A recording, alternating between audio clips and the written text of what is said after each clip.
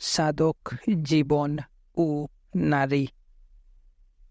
লেখক অজিতানন্দ। অধ্যায় 1। বেমাক্ষেপা। সর্বানন্দ শয্যাশায়ী। ঘোরাঘুরির অনাচারে অসুখে পড়েছেন। যজমানের বাড়ি যেতে পারেন না। তাই বলে ঠাকুরের নিত্যপূজা বন্ধ থাকেনি। বামের এখন 18 বছর বয়স। পূজা পদ্ধতি কিছু কিছু শিখেছে, মন্ত্রতন্ত্রও জানা। বাপের কাজ উরি করার কথা, কিন্তু তা হয়নি, কারণ কোনো যজমানেরই বামাচরণের পুজো পছন্দ নয়। শিশু রামচন্দ্রই পুজো অর্চনা করে। আজ রামচন্দ্র বেরুলে রাজকুমারী বড় ছেলেকে বললেন, বাম, কিছু একটা করো বাবা। কি করি বলো তো মা? বামাচরণ মুখটা করুণ করল। বড়মা আমাকে হাউরে করে তোমার কাছে পাঠালে। না পারি লেখাপড়ার কাজ, না পারি পূজা অর্চনার কাজ। তাতে কি, আরও অনেক কাজ আছে। আশপাশের গায়ে খোঁজ খবর নে, কাজ একটা ঠিক পেয়ে যাবি। মাহিনা হয়তো তেমন দেবে না, তা না দিক গা, অল্পতেই আমাদের চলবে। জয়কালী বলল, মাহিনা পেলে কাপাস তুলো কিনে দিস। তকলিতে সুতো কেটে পইতে বাঁধব। 2-4 পাই তাতেও আসবে। বামাচরণ দিদির বুদ্ধির তারিফ করল। সুন্দরীকে নিয়ে হয়েছে সমস্যা। গায়ের একজন ধনী মানুষ তার উপর নজর দিয়েছে। শাড়ি গয়নার লোভ দেখায়। নব যৌবনা সুন্দরী না পেরে শেষমেশ গৃহত্যাগ করে। রাজকুমারী খুবই ভয় পেয়েছেন। মুমূর্ষ স্বামীকে তিনি কিছু বললেন না, কিন্তু বড় লোককে বললেন মনের কথা। বামাচরণ হেকুর দিল, সুন্দরীর উপর লক্ষ্য রেখো।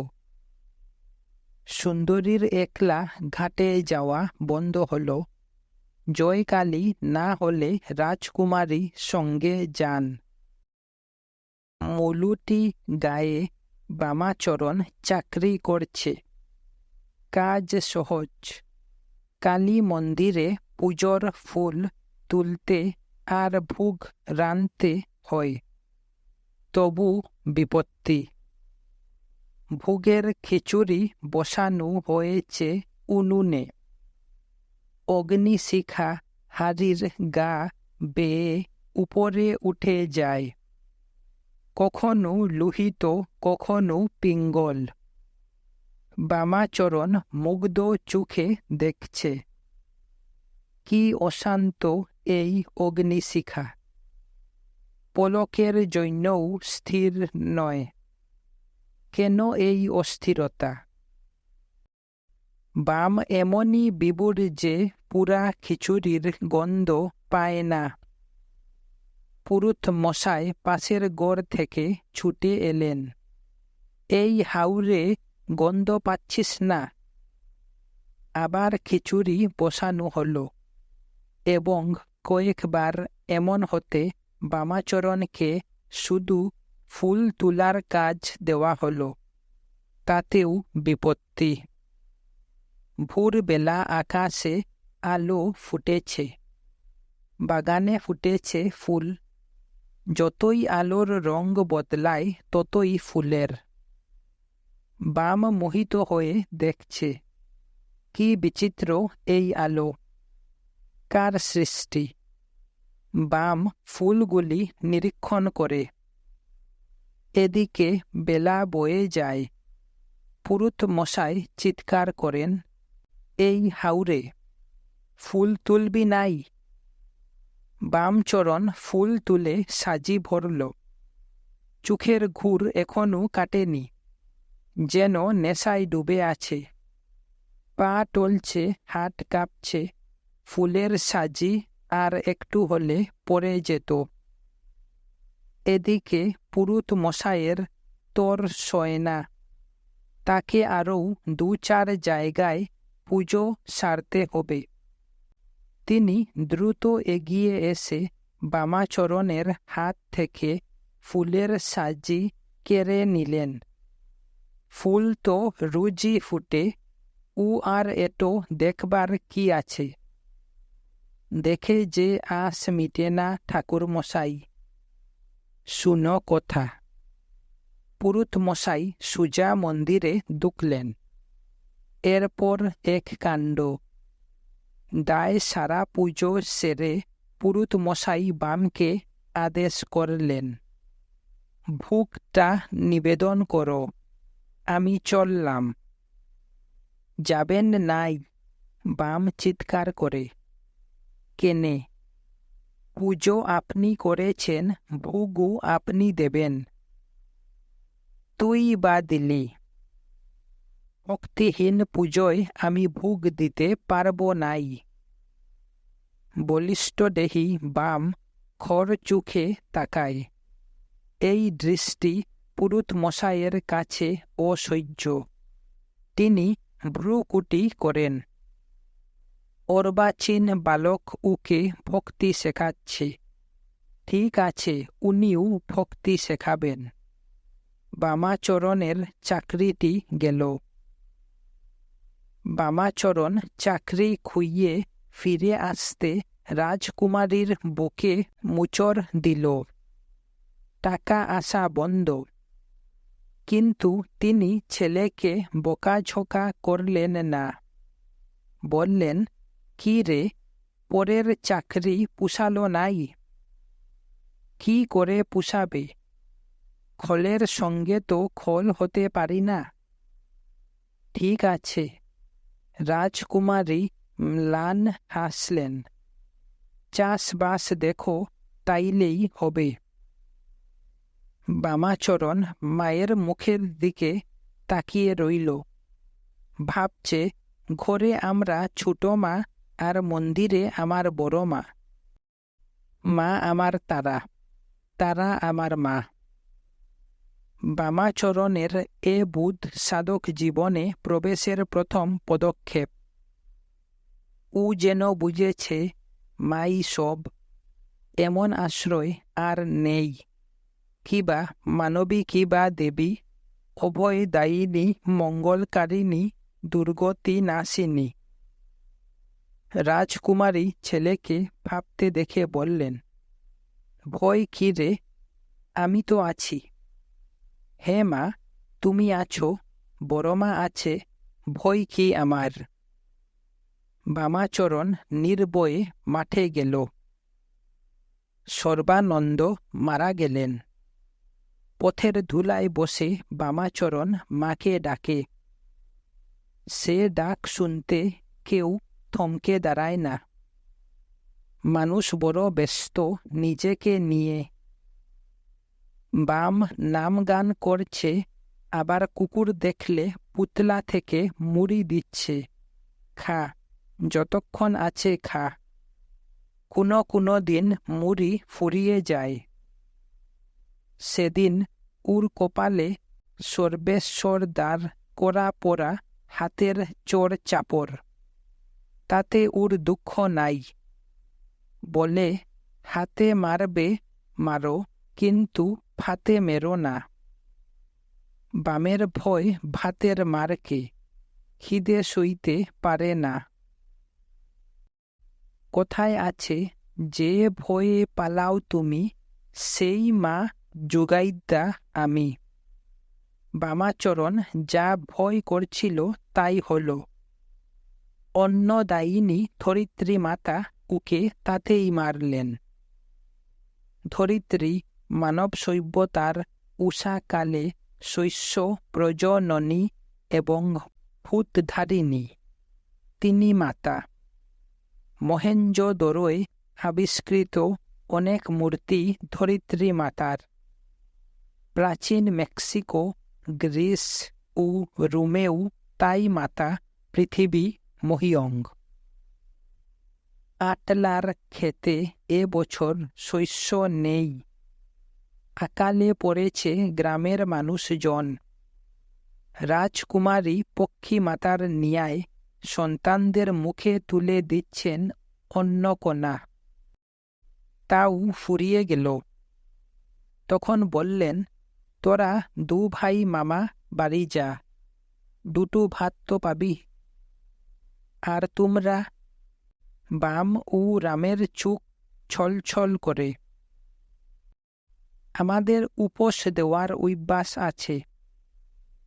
তিনজন বিধবা বিশুষ্ক চোখ মেলে তাকিয়ে রইল।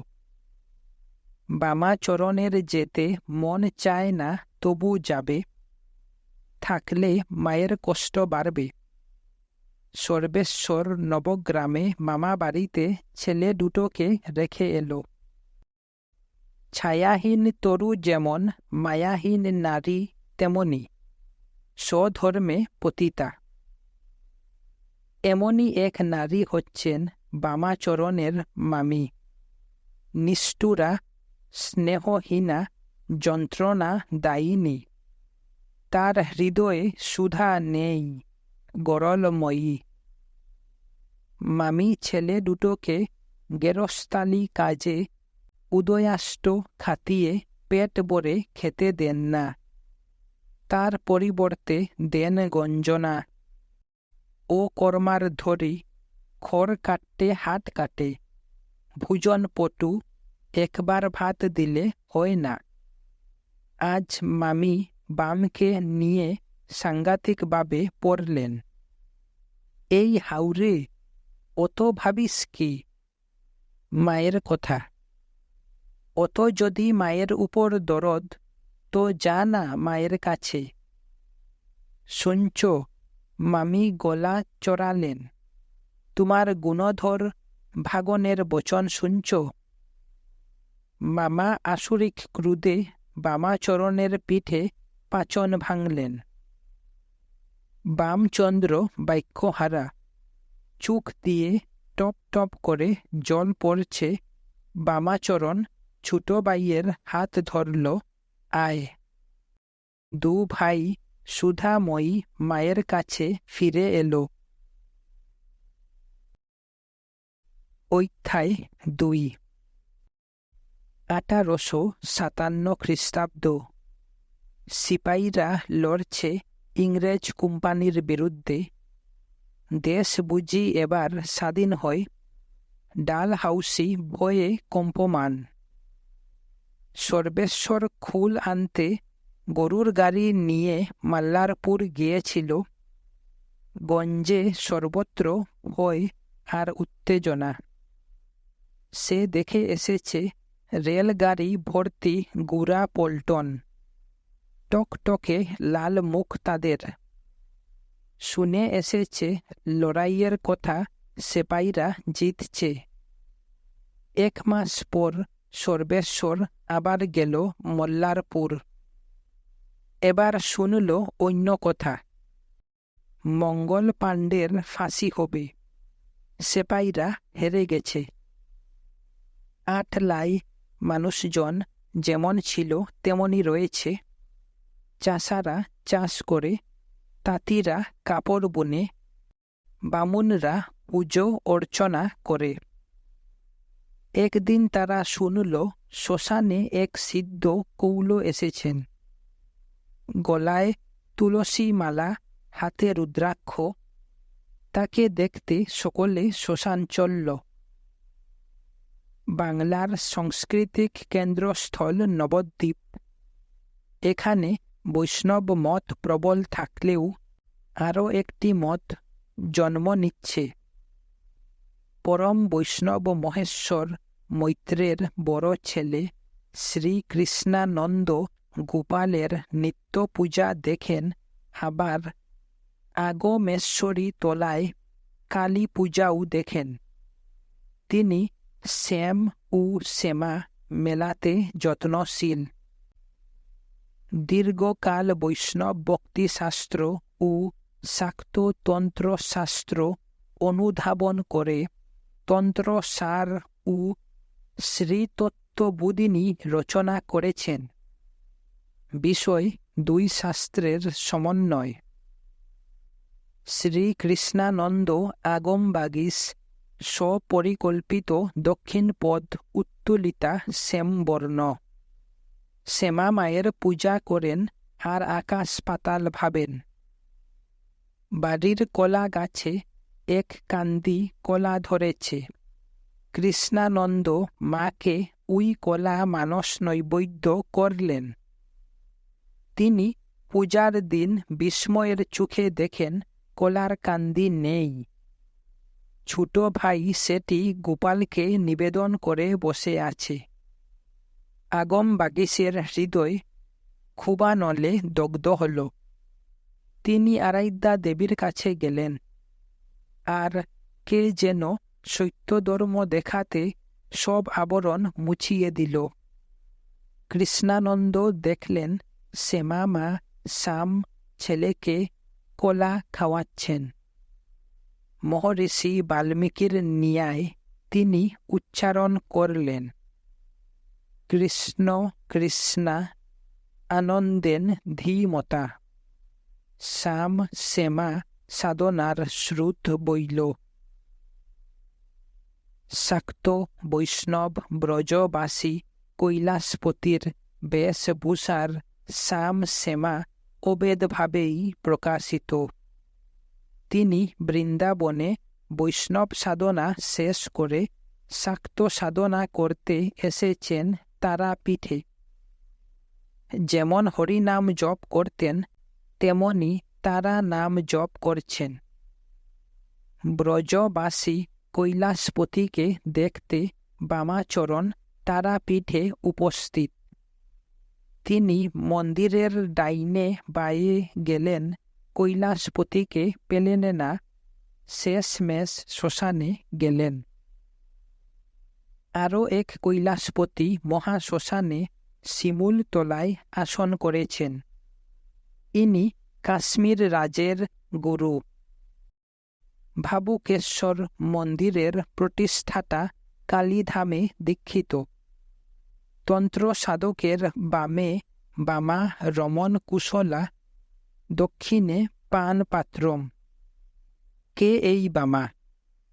বামা কৈলাসপতির বৈরবী, নাম শুভঙ্করী, রামানন্দ মণ্ডলের কন্যা।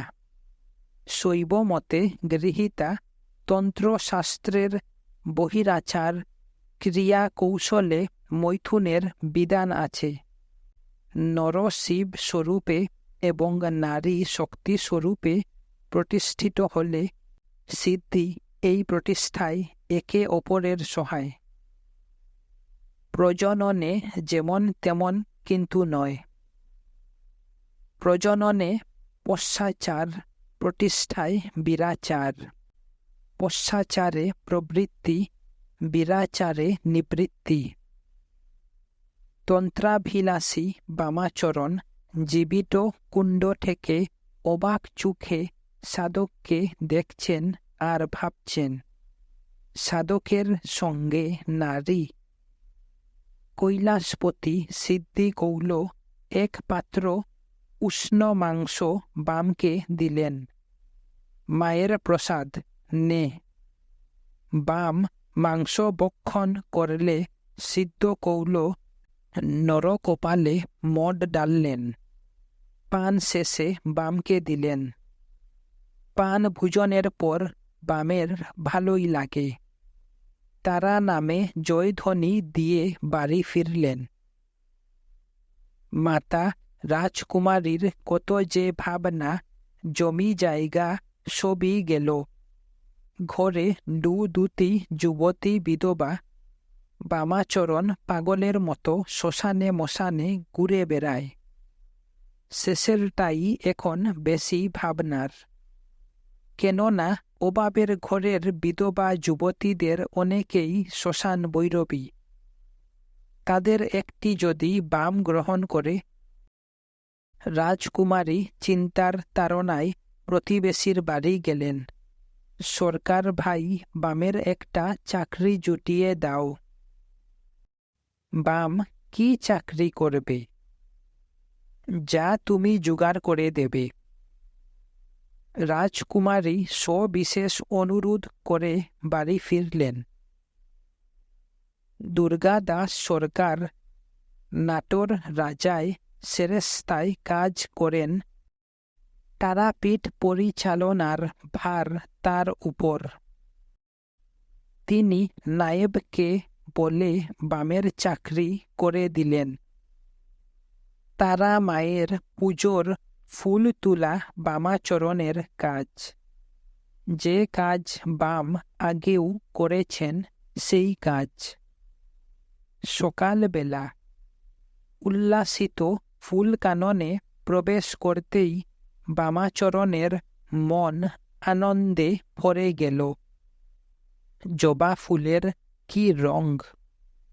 বাম ফুল তুলেন আর গান করেন। গানের তেমন গলা নেই, তবু করেন। গানগুলি মনের আনন্দে গাওয়া তারা মায়ের গান। তারা মায়ের পাগল ছেলে বামাচরণের আনন্দের দিন ঝপ করে ফুরিয়ে গেল। ফুলে যেমন অনিষ্টকারী পোকা, সংসারে তেমনি অনিষ্টকারী লোক। একজন রাজ সরকারকে খবর দিল, বামাচরণ কাজ না করে মাইনে পাচ্ছে, ভোগ খাচ্ছে। রাজ সরকার থেকে ভরত মৈত্র তদন্ত করতে এলেন। এসে সব দেখলেন, সব শুনলেন। আদেশ হল, বামাচরণ মুর্শিদাবাদের কাছারি বাড়িতে রান্না করবে। বামকে বুঝিয়ে সুজিয়ে মুর্শিদাবাদ নিয়ে যেতে পারলেই হয়। মন্দিরের রাখুয়াল উকে বলল, এই খেপা, গঙ্গা মাকে দেখবি? না, আমার তারা মাই ভালো। তারা মাকে তো অনেক দেখলি, দিন কতক গঙ্গা মাকে দেখে আয়। বামাচরণের মন ঘুরে গেল। গঙ্গার তীরে স্নিগ্ধ সমীর। বামের শরীর জড়িয়ে যায়। ছোট ছোট ঢেউ চিক চিক করে। বেলা শেষে জলের রঙ বদলায়। ঘাট নিরালা হয়। উনি একা বসে থাকেন অন্ধকারে। ধীরে ধীরে বামের অনুভূতি জাগ্রত হয়। তিনি অন্ধকারে সুস্থির বসে থাকেন।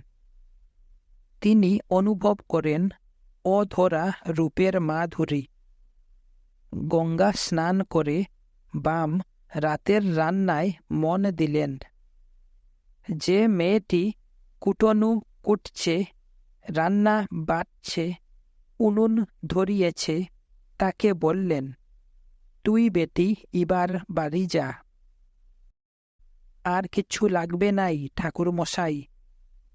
না, আর কিছু লাগবে নাই, তুই বাড়ি যা, তোর ছেলে কাঁদছে, দেখগা। যুবতী অনিচ্ছায় বাড়ি গেল। পাচক ঠাকুর বামাচরণ উনুনে হাঁড়ি চড়িয়ে ভাত বসিয়ে দিলেন। তারপর কে খবর রাখে? ভাত তলায় ধরে উপর দিকে উঠছে। বামাচরণ আগের মতো অগ্নির রূপ দেখছেন। লেলিহান সপ্তশিখা, কালী করালি, মনুজবা। যখন হুঁশ হল, ভাতের আর কিছুই নাই। মৈত্র ধৈর্য ধরে বামাচরণকে সবিশেষ বুঝালেন, কর্তব্য কর্মে অমনোযোগ ভালো নয়। কর্তব্য অবহেলা অবনতির কারণ। বামাচরণ মন দিয়ে শুনিলেন, তারপর মোক্ষম প্রশ্ন করলেন, কর্তব্য কি? যার যা কাজ তাই কর্তব্য। কাজ একটাই। বামাক্ষেপা রহস্যের হাসি হাসলেন। আমার কাজ হল গিয়ে ঈশ্বরকে জানা। এটাই কাজ আর এটাই কর্তব্য। আরও এক কথা, আমার যা কাজ আপনারও তাই। আমাকে ছেড়ে দেন, আমি আমার কাজ করিগা। মৈত্র তরায় বামাচরণকে মুক্তি দিলেন।